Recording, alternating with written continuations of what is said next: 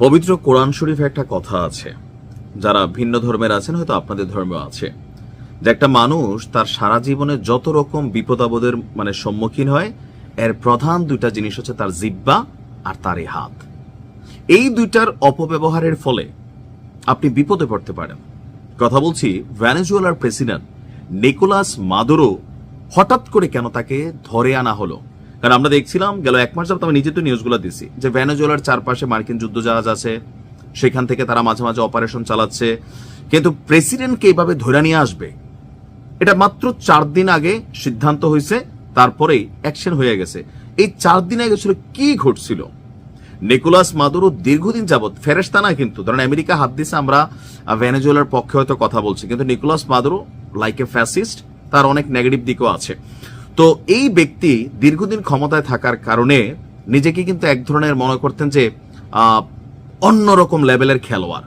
Even Donald Trump অথবা America এরকম সিদ্ধান্ত কখনো নিবে না, অথবা যে প্রাসাদটাতে থাকতেন এখান থেকে বের করা সম্ভব না তার জিন্দা শরীরটাকে। এরকম নানান অহংকার তার ভিতরে কাজ করতেছিল। আর এক পর্যায়ে আইসা ডোনাল্ড ট্রাম্পকে উদ্দেশ্য করে একটা বক্তব্য দিয়া বসছিলেন। বক্তব্যটার হেডলাইনটা হচ্ছে এরকম, আসো আসো ট্রাম্প, আমাকে ধরো, আমি অপেক্ষা করব তুমি আমাকে ধরে নেওয়ার জন্য, দেরি করো না ইউ কাপুরুষ। বুঝতে পারছেন? ডোনাল্ড ট্রাম্প তো তার ছিঁড়া। ট্রাম্পরে মাদুরো আহ্বান জানাইছে যে আসো আমাকে ধরো। আমি তো বক্তব্যটা ছিল এরকম, এসো আমাকে ধরো, আমি তার জন্য মিরা ফ্লোরেসে ভেনেজুয়েলার যে প্রেসিডেন্ট প্রাসাদ যেখান থেকে তাকে ধরে নিয়ে গেছে, তো মাদুরো বলতেছিল যে আমি তার জন্য মিরা ফ্লোরেসে অপেক্ষা করব, দেরি করো না কাপুরুষ। গত কয়েকদিন আগে এক ভাষণে মার্কিন প্রেসিডেন্ট ডোনাল্ড ট্রাম্পকে উদ্দেশ্য করে এই বক্তব্য দিয়েছিল ভেনেজুয়েলার প্রেসিডেন্ট নিকোলাস মাদুরো। কিন্তু কে জানতো মাত্র কয়েকদিনের ব্যবধানেই তাকে আসলে ট্রাম্প আলগি দিয়া লয়ে যাবে। আমিও ভাবতেছিলাম যে হঠাৎ করে কেন মাদুরোকে আসলে ট্রাম্প নিয়ে চলে গেল। ভেনেজুয়েলাকে তারা স্ট্রাইক করছিল, অবরোধ করছিল, সেখানে তারা ধরেন পদাতিক অভিযান চালাবে, মাদকের বিরুদ্ধে তারা সীমান্তে বা সমুদ্রে জলে স্থলে একটা ব্যারিকেড তৈরি করছিল, মাদুরোকে আত্মসমর্পণের কথা বলা হচ্ছিল, মাদুরো পাল্টা বক্তব্য দিচ্ছিল, এগুলা জায়েজ। কিন্তু হুট করে কেন নিয়ে গেল? কারণ ডোনাল্ড ট্রাম্প এটিকে পার্সোনালি নিছে। আর as a president of USA তার নির্দেশ একটা আদেশ, বাকিরা করতেই হবে। এখন ট্রাম্পেরই ধরে আনা কি আমেরিকা কি পজিটিভ দেখছে? না। আপনি নিউ ইয়র্কের মেয়রকে দেখেন, মামদানি, তারপর ভাইস প্রেসিডেন্ট যে আছে কি জানি মহিলাটার নাম, তিনিও কিন্তু বলছেন যে এটা উচিত না, সারা পৃথিবী নিন্দা করতেছে। কিন্তু ট্রাম্প তার ক্ষমতার অপব্যবহার করছে।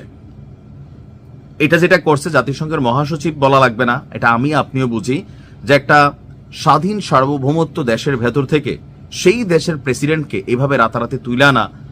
আর এতে আমেরিকার কি ক্ষয়ক্ষতি হয় নাই? ওই দেশটা কি তারা হাত দেয় না দিছে? আমি আরেকটা ভিডিওতে জানাচ্ছি যে এই 10-15 মিনিটের আসলে কি করে ফেলছে।